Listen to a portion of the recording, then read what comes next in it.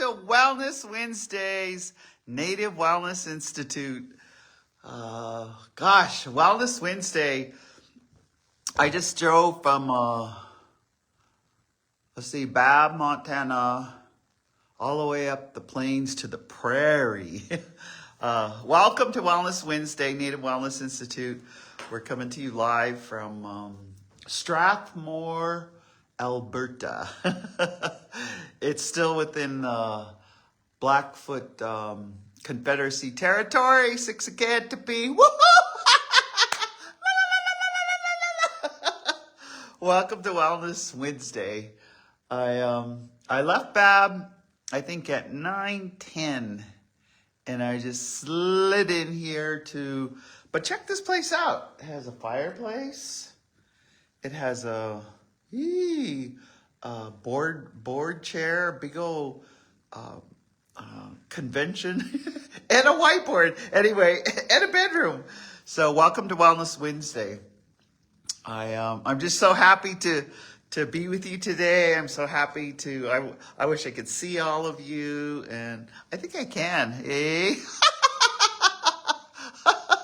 I was just enjoying, sometimes when you're driving, I listened to educational things, but today I just listened to happy music. I listened to 60s gold, everything that was gold, all the way up. Anything from, Jimi Hendrix to Janis Joplin to Motown to Roy Orbison, to all of that. So that was making me happy. So welcome to Wellness Wednesday. I got up real early this morning, and I always pray. I pray really hard to think about what our topic was. And one of my meditations was on the happy brain. So Keith Stu, you got to have a happy brain. What does it mean to have a happy brain? And, we have all this analysis because, May in the United States, and I bring it to, I'm bringing it to Canada, is mental wellness and mental health awareness. So welcome to Wellness Wednesday. So I wanted the topic to be, how do you have a happy brain? Or how do you bring your thoughts? How do you bring your spirit? How do you bring yourself into a space that brings more balance? And that was what the meditation was about. I just celebrated. I'm grabbing my meditation books over here. I've been reading one of my best friends and who really helped my recovery, and she left us in January 2012, was Ann Wilson Schaaf. And one of her meditations is for meditations for people who worry. She's also, she has a lot of her other meditation book that I read often is Women Who Do Too Much and Living in the Process. I think this one I've been, and it's, I wanted to just kind of visit with you today like your auntie. I guess because I am your auntie, I just wanted to visit with you like your auntie or any of the matriarchs would visit with you, or your mother. And so the other meditation is forgiving and moving on. And this meditation book, I think I might have had for 30 years. It's by Tion Dayton, PhD, a powerful inspiration for personal growth. And I only mention this because, when we're in recovery, when we're doing our recovery, we really need to look at what we fill our brain with, what we fill our thoughts with, what we're concentrating on. And as I was driving, and this morning, I had to let go of everything. And I want to say, letting go, when you're 50 years old, you let go of different things. When you're 60 years old, you let go of certain things. But turning 70 And I just wanted to share with you, turning 70, I just turned the page, so I'm in the 70s group.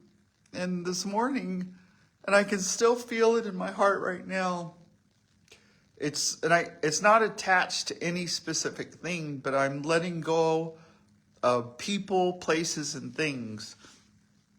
We got word that, I get word that, some of our elders up here are passing or have passed. And then in our own backyard, we have 1.5 million acres in Montana. There's remembrance of George and Molly Kickingwoman, who always opened their bundle on Mother's Day. And then we get word of friends. I had a friend named Pat Smith who graduated in 1966. These tears have different makeup.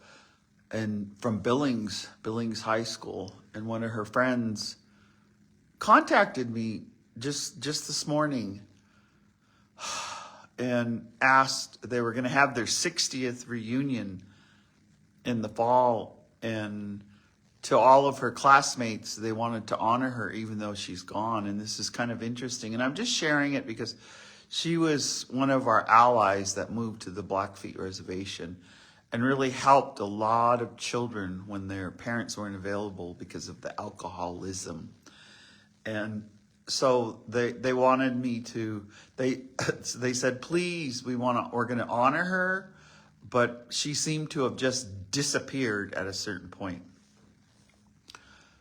And what does that mean, when an elder just disappears, when you don't see them on social media, you don't see them at the grocery store, you don't see them at the post office, you don't see them at, the celebrations and the gatherings.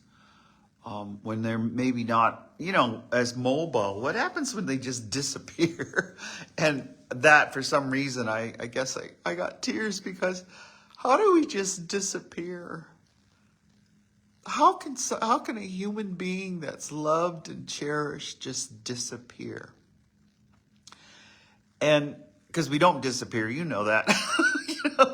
But how do we disappear, or how do we shrink from people helping us, or shrink from people coming to visit us? How do we just atrophy? How do our elders atrophy in the nursing home or the care home? How do our elders just atrophy in their bedroom where no one checks on them to make sure, their sheets have been changed? How do our elders just disappear? And I guess, and so that was some of the sadness I had. And so I just cried. I just let it out, and I guess I'm letting some of it out just today. To switch to this happy brain, this topic.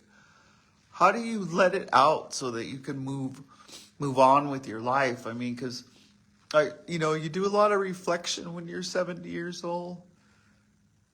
First, mine were of gratitude.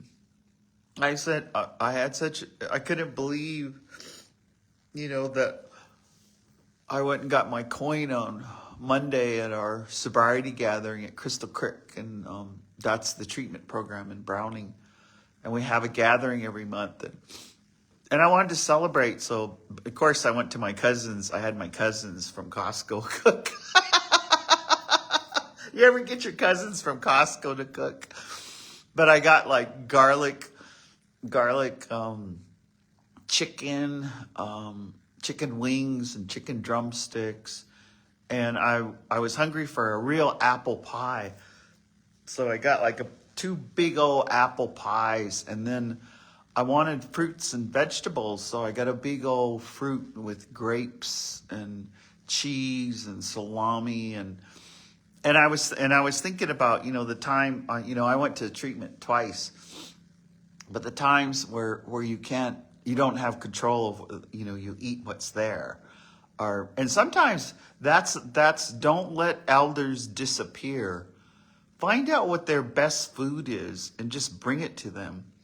And when people are in treatment, just bring them something that they don't have that they can enjoy.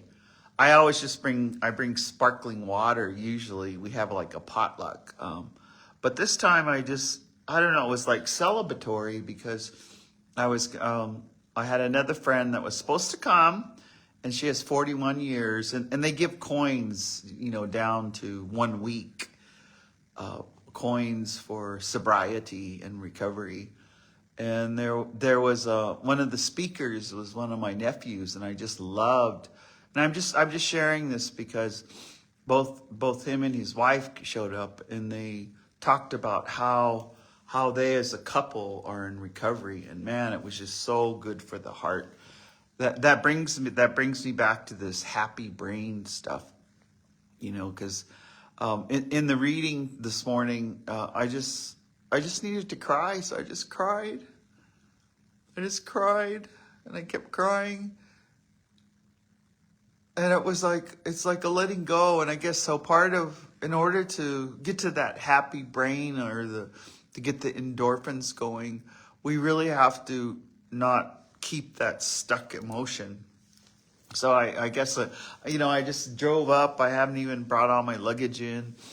And I'm hoping to see my niece who lives, she's in this city. So anyway, I'm actually, you're all welcome to come. So tomorrow is the 23rd annual Siksikai Women's Health Fair. And they're going to have massages and Reiki and just really good stuff for matriarch and for women. But they're also, they invited me, and that's why I'm here. They invited me because they wanted to honor the Kami Poismanics, the women that have, in the Blackfoot Confederacy, that have a stand-up headdress. And I don't know much else, but I put it on my calendar because I work so hard, I give so much, and I recognize that.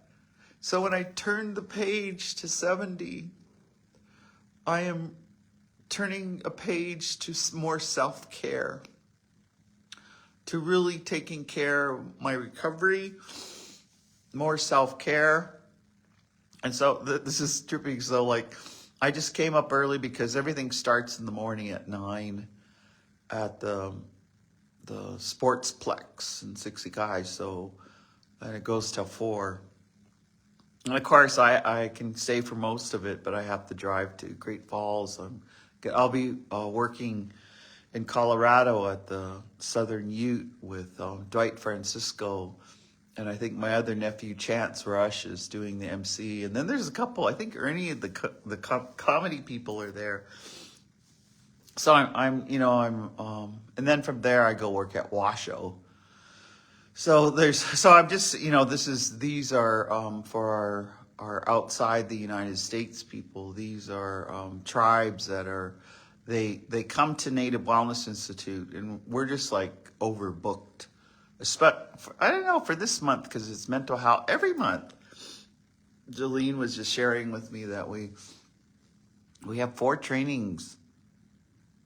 Is it next week? Well, anyway, yeah, I'm going to come back to one day at a time and visiting with you. So welcome to Wellness Wednesday.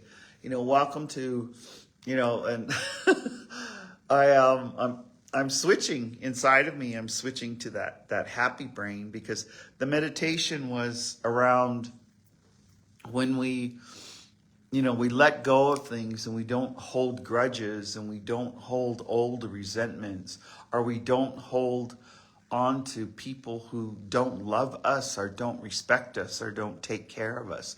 You can name it, all these things: lateral violence, lateral oppression. We have all these fancy words now. It's just when people don't care for you. I mean, they actually, there might be jealousy in it because they pretend they don't see you. And I just want to say, that is so punk ass. That is just so punk ass to not acknowledge. There's a level of maturity. You should always go and shake someone's hand or acknowledge them or hug them. Hug them. And I just been hugging everybody. And saying, how's your family doing?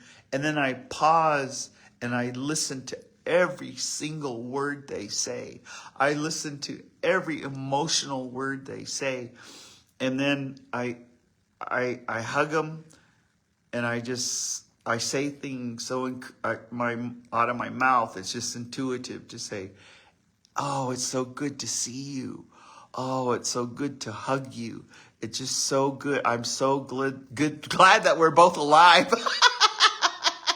I like to tease some of my friends, because when I see them, I go, I thought you were dead. That's kind of like a hard tease. I heard you were dead, and here you are. Give me a hug. So go out and tell, I thought you were dead, and then I give them a big hug. Anyway, I'll just share some things, because I was just I'm here because I was just thinking, wow, the stand-up headdress. I was transferred 10 years ago, and my mother, Euskiptadaki, was transferred 2007. And then a longtime friend who's passed, her grandmother had a stand-up, Thelma Rides at the Door, that was transferred to her mother.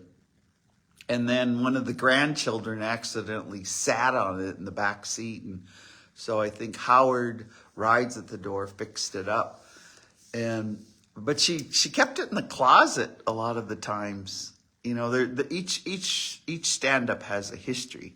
She didn't bring it out, and we didn't see her bring it out till we had like this honoring of headdresses and flow back and stand up. And it was in 2013 in Browning, Montana.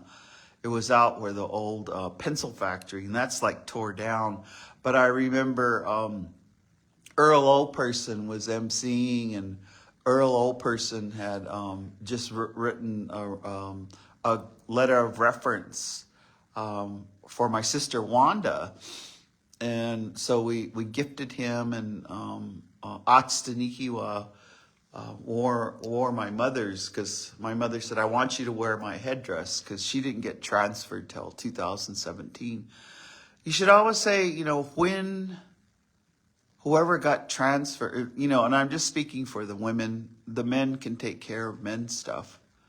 And the LGBT spirit, I only know one that, is transparent is Steve Barrios.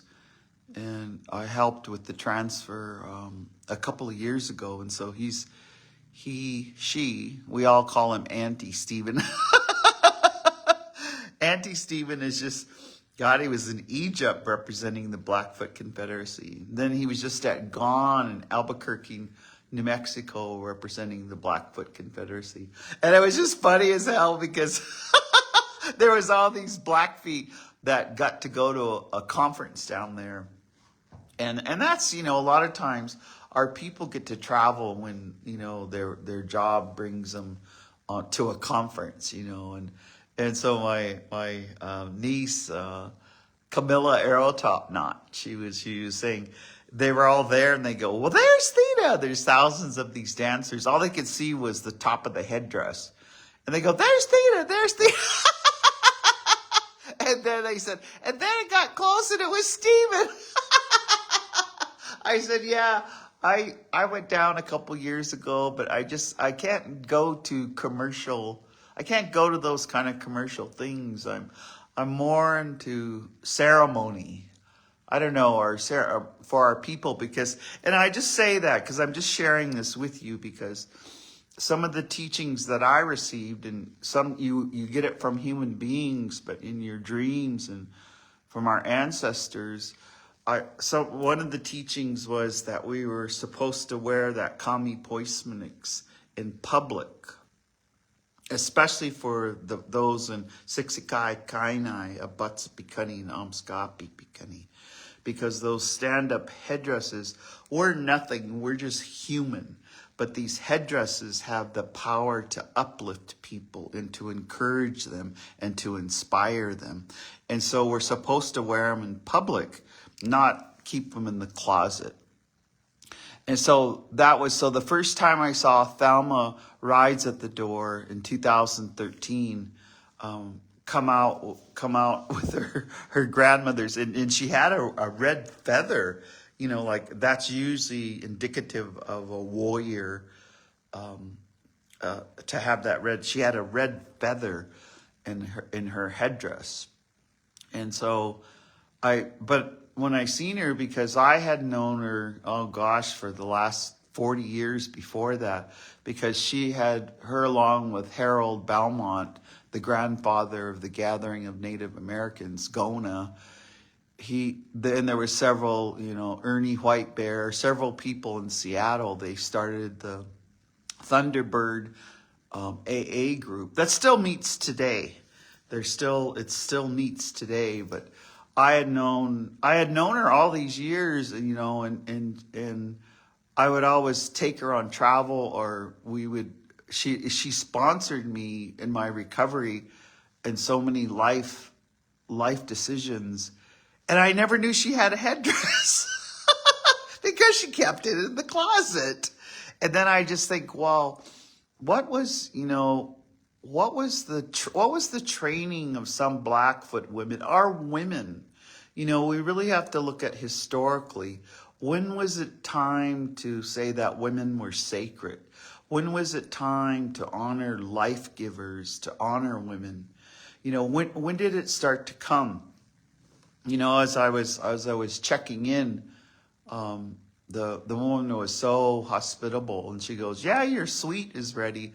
And I just got it on Expedia, and it's interesting because I don't know, it's like 160 on Expedia, so that's probably about $90 American.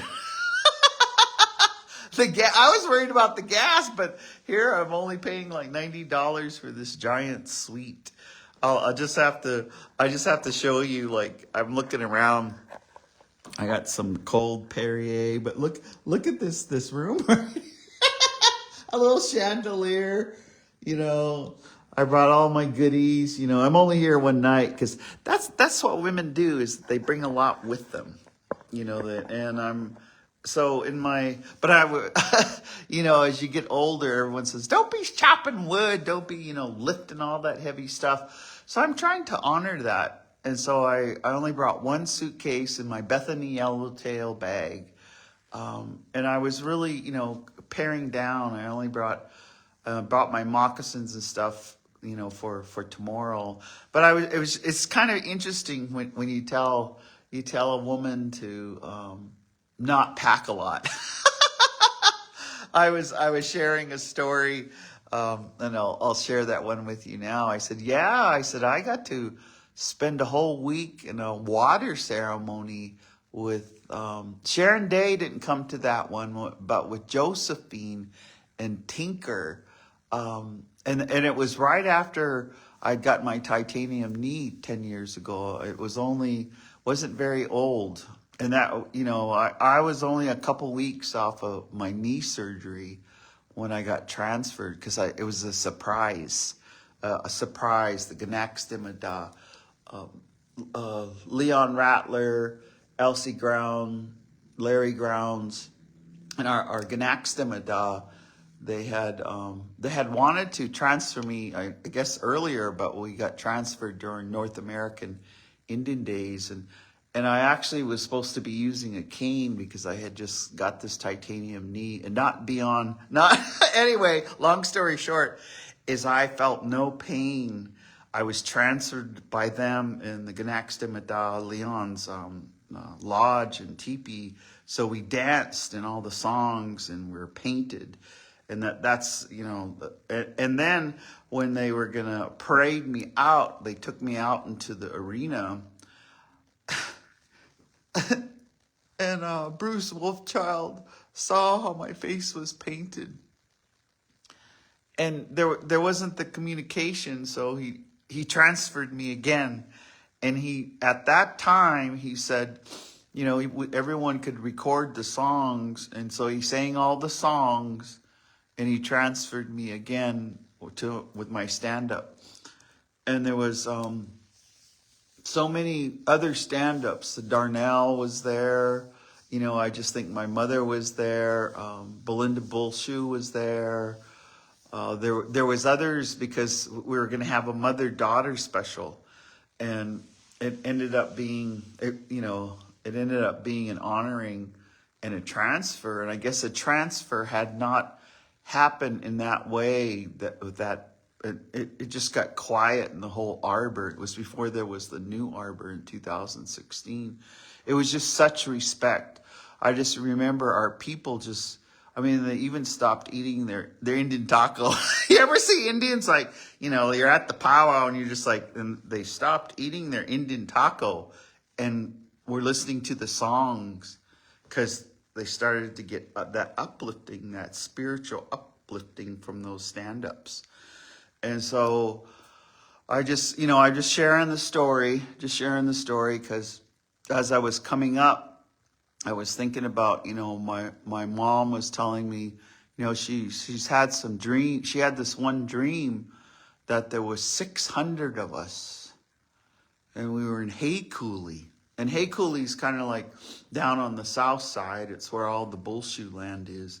We were at Hay Coulee and there was 600 Blackfoot women with their stand-up headdresses. So, and so when I hear they're going to honor women, they're going to honor mothers, they're going to honor matriarch, they're going to honor life givers, so I put this, and that's work. I do work, but I just busted my ass driving up here, finished all my work, did what I needed to do, took care of everything at home. And I came here because there's something magical.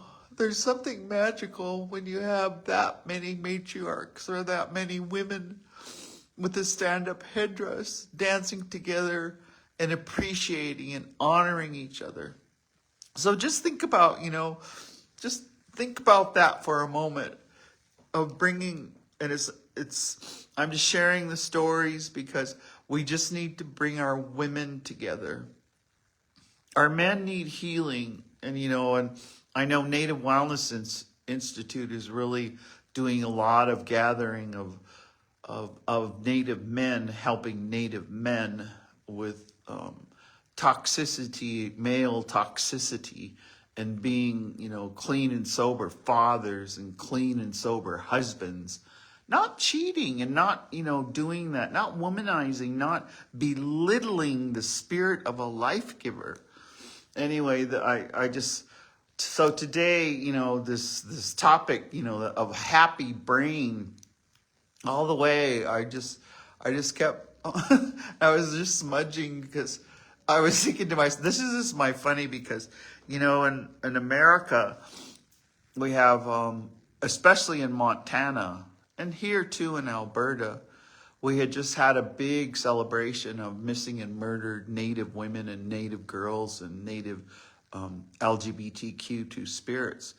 And so now there's a big push to teach self-defense, to teach gun safety, to teach to not to be alone. And so a lot of the women they were talking about, I want to not disclose but a lot of women, they just carry a weapon in the United States. Some of them carry it in their Indian purse. That's why one boob is bigger than the other. So if they have two weapons, they have really big boobs. Anyway, so this carrying something for self-defense. So one of my laughs, and this to go to a happy brain, because I was listening to my music and I dance, and I know some people that drive by, I'm holding on to the steering wheel, but I'm dancing. I'm just like getting in the groove and I'm dancing. And I looked down and I started laughing because my dad, Monokini Pete Leonard Newbreast, he's the iron pipe, but my dad's like old school, born in 1936, a hunter.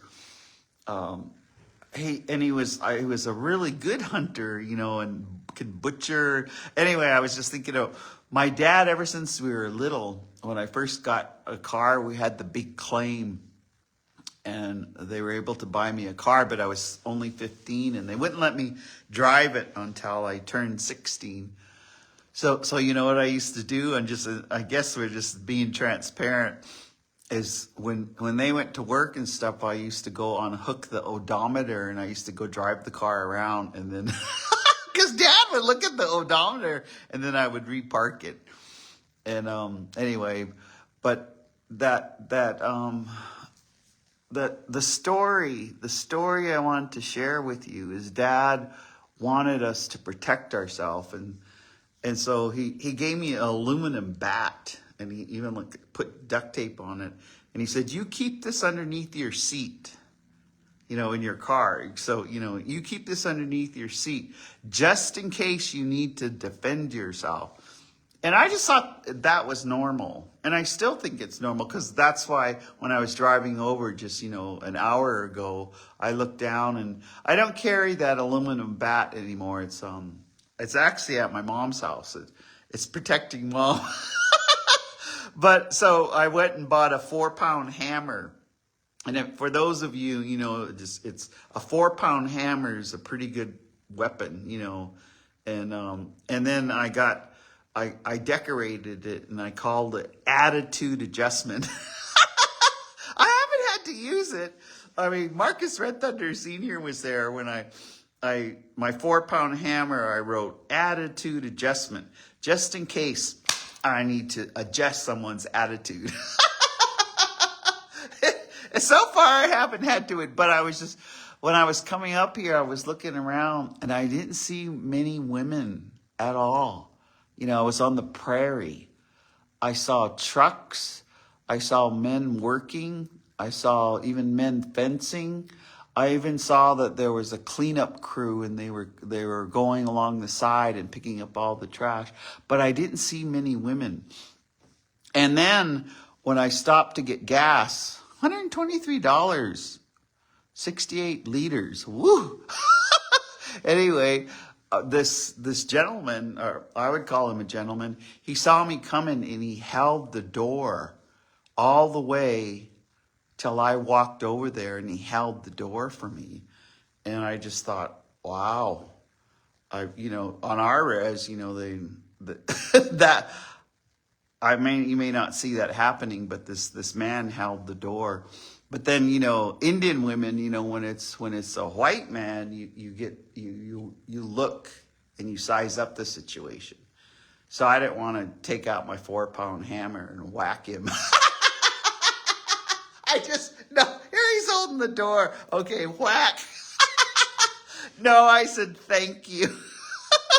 Thank you. But I just thought, well, what do I look like? They haven't seen many women, and of course, I've got my,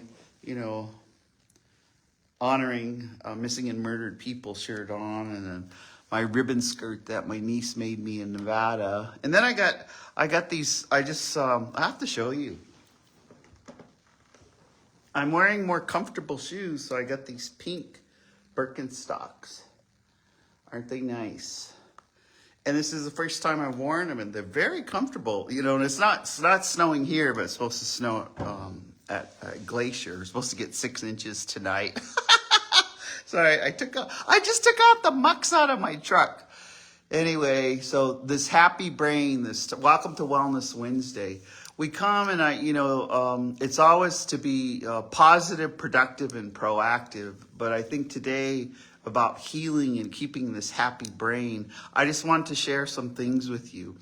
Yesterday, there was about 100 of us, and it's the Native American, they call it the CDC. They have grants in Hawaii and Alaska, South Dakota, Rosebud, all over in the Northern Plains.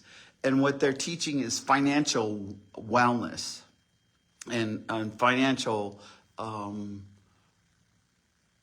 what would you call, I don't want to call it financial. It's like to be smart enough to handle your money, to be smart enough to get a good credit score, to be smart enough to buy a vehicle, to be smart enough to buy a mortgage.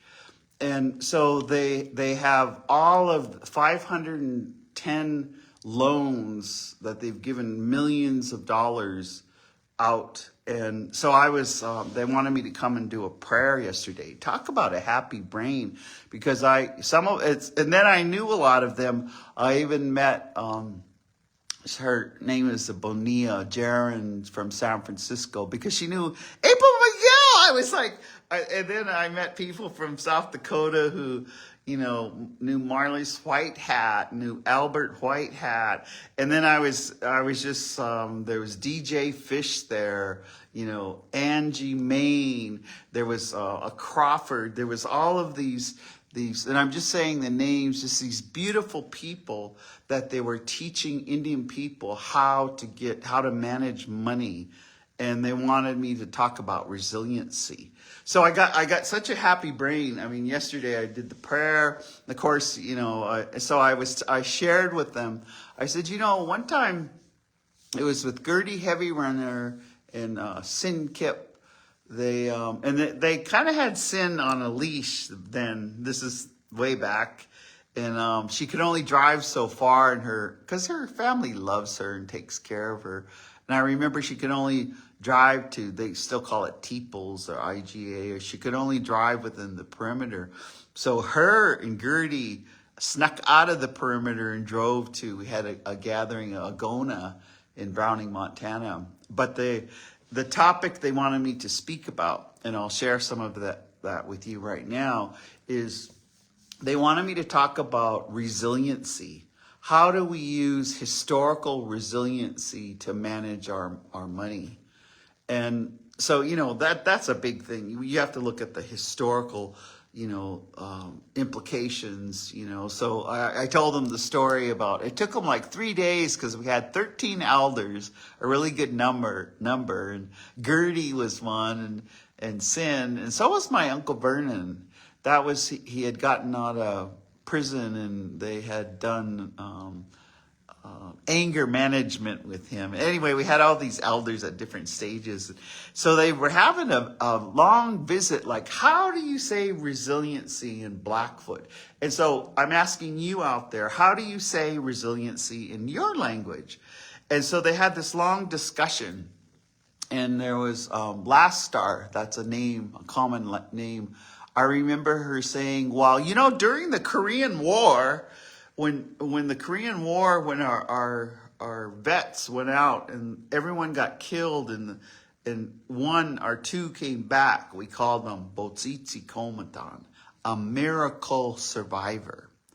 So everyone listening to this and everyone out there, you are a Botsitsi Komatan. I am Nistu, a Botsitsi Komatan. We're a miracle survivor. And then there was other stories that, even before the Vietnam War, when we had war parties that would go out and take horses. Because sometimes they say, Black feet don't thief things, they take it. So I'm going to load up all this furniture right here and put it in my truck. Hey! Just teasing, but they talked about those times, and then they talked about World War I and World War II and Vietnam and freedom of Iraq. And when someone comes home and they there are physically, but they're a miracle survivor. They're a miracle survivor, and they still need healing. When you suffer from post-traumatic stress disorder, you still need healing. And I guess that's my message to you today. Because every freaking Indian I know has been diagnosed with PTSD. Every freaking child I know that has been, in boarding school or abandoned or betrayed gets a diagnosis of PTSD. But we're here. We're here. We're healing. We're prospering. And we're getting together and we're making safe space in 2026. I was even listening to a song coming up, in the year 2525, if humans are still alive. That song was made way back in the 60s, but here we are in the year 2026. And what do we have to be grateful for?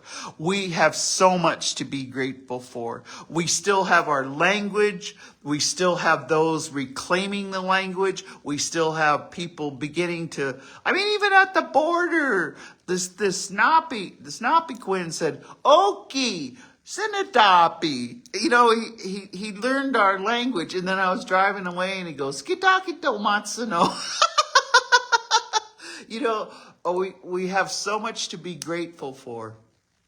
We have, yes, there is those politics, but be grateful that you have the family that you have. Tell them every day that you love them. Say it in words and say it in action. Bring them gifts.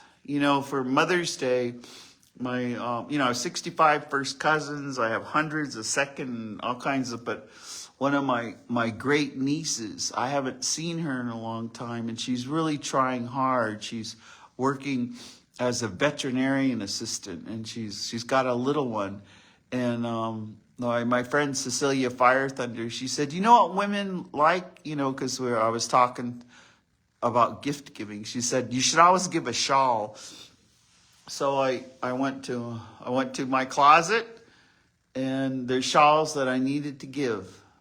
And so I got her a shawl, and I've seen her so happy. She got so happy, and I said, well, now that you're back in Montana and you're not living in New Mexico, you're going to have to go to some doings, and you always should carry this shawl with you, just in case you're wearing pants. You can make that shawl into a skirt and put a belt. Always carry a belt. You'll always, in case you need to go into ceremony, always carry your shawl. Always carry your moccasins. Always carry your sweetgrass. Always carry some gifts, because that's what we do to take care of each other. We give each other gifts. It might be, I was just talking to Randy at Colville, and she wanted to trade some bear root for some sweet pine. But I actually want to go visit her, because that woman gets medicine anyway. But I was thinking I'm going to make a special day where I go out and I just clip some sweet pine for Randy. Because that's what, to make a happy brain, give someone sweet pine. Give someone sage. Give someone cedar. Give yourself, if I was smudging on the way up. I call them priest sticks, Inca priest sticks I was smudging. I had some other, I had sweetgrass, and I was just smudging. And then I was thinking to myself, because that's the protection. As long as you put the medicine around you, smudge, not judge. I never want to feel unsafe and have to use attitude adjustment on anyone. And so you smudge. When you smudge, you're totally protected.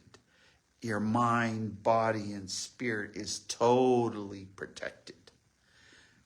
And it goes into your ears. It goes into you smell it. You can even taste it. You can even keep it close to your heart in your Indian purse. You can keep it in your, your medicine pouch. You can keep it, and that can bring the happy brain. The happy brain is the laughing brain. The happy brain is, makes light of things. A happy brain does not stay embedded in the trauma, saying the story and over. Say it to safe people. That's why you have step 4 and 5, but that's also why, find someone who's safe to vent to, where you get it out, and then you let it go. Like as I was coming here, I still have that golden eagle feather that Swift Current gave me, and I keep it in my visor. I was holding it, and I was thinking about Rick Grounds, who left, and I was thinking about Cookie Rose in Alaska, and I was asking them, in a tokan, white quiver. I was just praying to all my ancestors, asking them to lift any of this burden, to let it go, to let the past go, to let it go, and let me start fresh and refreshed today. Starting today to be refreshed and fresh, and then it was kind of funny because I was saying the prayer, and then I just got like an ease. Like it just felt like my heart was just at ease.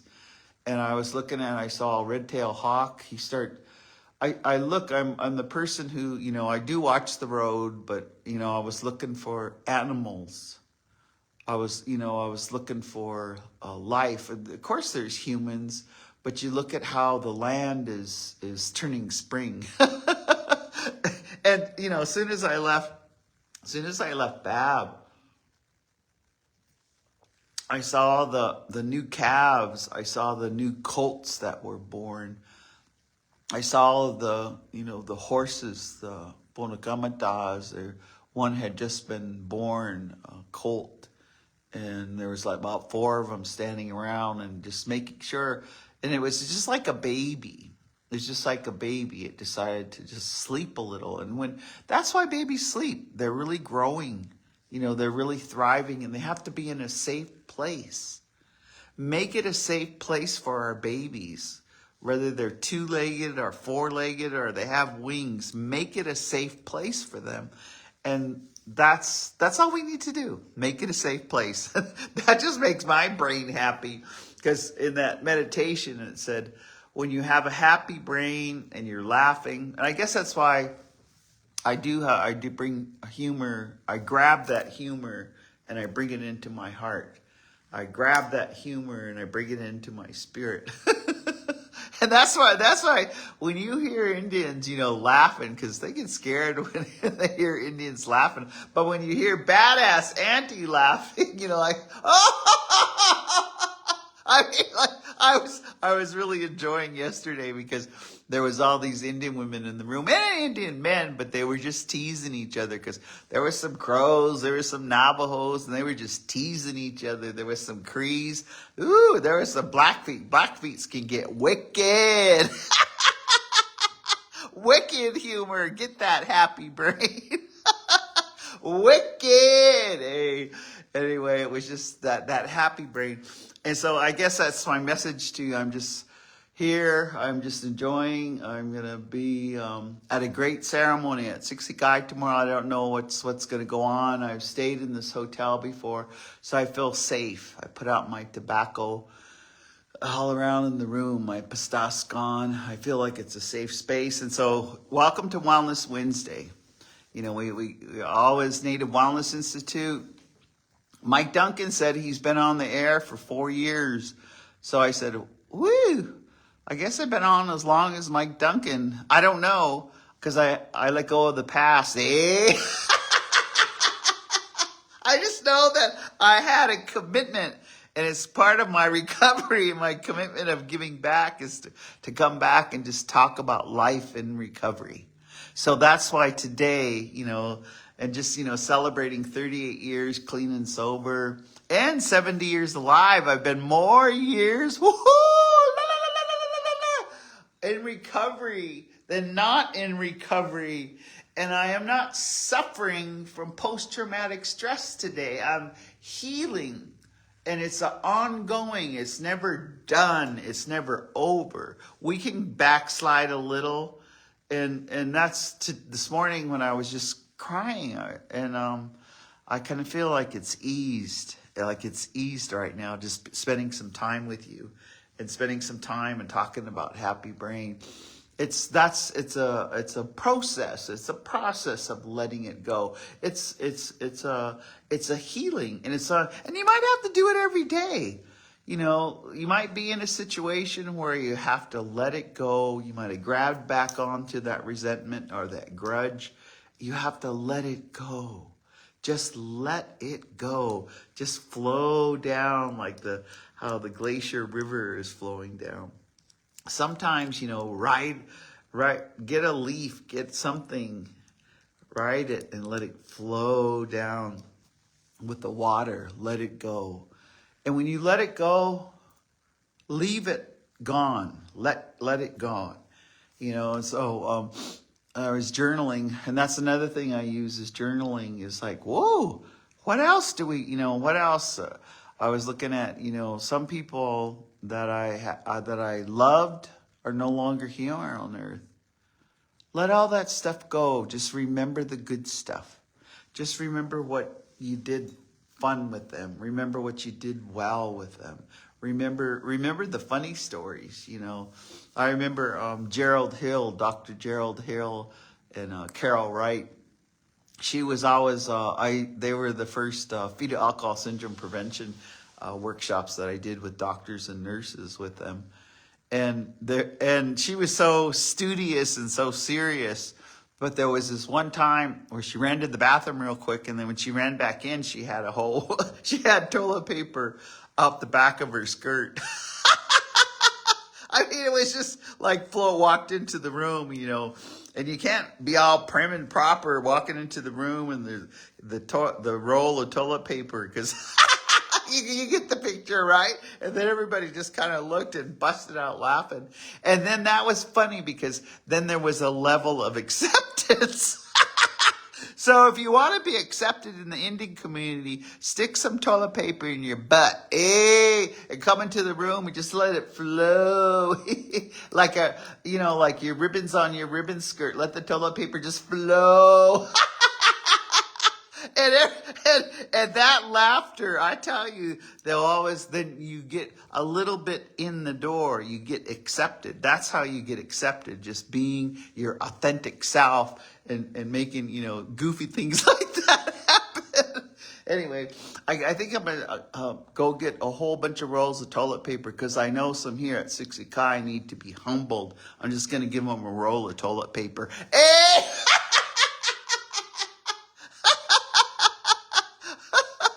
But anyway, badass aunties and matriarchs, look through their purse. They all carry toilet paper. They all carry tissue. They carry tissue in their Indian purse. You always say, "Grandma, Grandma," and they just pull out this magic. They got a whole roll of tissue in their Indian purse. And they always have something grandmas love. So anyway, when I was checking in, we ended up just visiting, and I said, yeah, a bunch of women are getting together over here, and that's why I came up. And I told her, I said, I haven't had this thought in a long time, but as long as I've been working, especially, with vets and with when people are on their last dying word, or when they know they're leaving, they always say, Mom, Mom, Mom, Mom. They always call for their mother. They always, in my life experience, they always call for their mom. So respect your mom, just not one day a week. All the other 364, 65 days, honor your mom. And, I know some of you might have said, oh, uncle, or, oh, dad. But no, they call out for mom when they're dying. That's their last word, mom. That's because we're connected spiritually by the umbilical cord to our mothers. And we're given life from the umbilical cord from our mothers.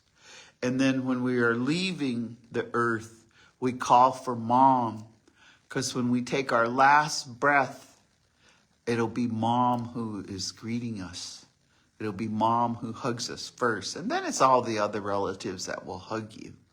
So call out to mom. And that means, like even now I was telling everyone, I know if you just communicate with texting, call your mom. Get off this Wellness Wednesday and call your mom and check on her. And if your mom is not on the earth, go make a smudge. Make a smudge, and when the smoke goes up, talk to your mom. Talk to your mom. And if you didn't know your mom, talk to the caregiver. I learned that we should always say not parenting, but caregiving. talk to the caregiver that took care of you. We all had caregivers. You know, I think about my Aunt Carol Arrow Top Knot and how she was, when she came back from boarding school at Flandreau, that Chubby Checker was on, and she put on Chubby Checker, and so every time I hear Chubby Checker, I go, twist again like we did last summer, you know. And I remember her coming back from boarding school, and I was just a little girl, but she taught us all how to twist. And that happiness that we had then, way back in the 50s, you know, and in the 60s, that you can have it again. That's why have the parties, have a twisting contest. Hey! Have the parties, have the cool jerk, you know, do the cool jerk, you know. I learned all these dances besides our Indian dances, and we used to call them white dances. Hey, jitterbug. My mom could jitterbug. Woohoo! Betty Cooper could jitterbug, and she could jig too. You know, get out there and dance.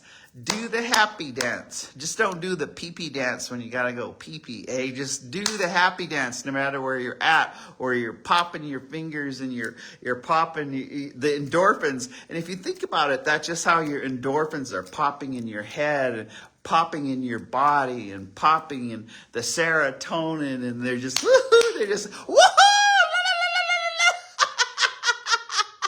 So I guess that's a message today. Do things that give you the happy brain. Say things of encouragement and self-talk. Say good things to yourself. Say, damn, you look pretty good for being 70 years old. La, la, la, la, la, la. Don't hide your age. People that hide their age are white thinking, eh? No, just talk good to yourself. Tell yourself, I love you. I'm going to take better care of you. This is the things I'm saying to myself. I'm going to do better self-care. I'm going to sleep good. I'm going to eat better. And I'm going to go on walks, because I notice everyone is kind of getting, they go out for one little outing and they can't breathe very, just go for a walk for 10 minutes. Just do your stretches, do your yoga, I was just thinking, I always get down on the floor and like to stretch out my hips. And I guess I need some stretching now, because my limit is, I could drive for 4 hours, but that's it. Take a break. That's it. I am done. So I'll fly on airplanes, but in the olden days, I used to be ruthless and drive 12 hours straight, 2 stops, eh? That's bullshit. Don't be doing, or how do the crows say it? Bullshit.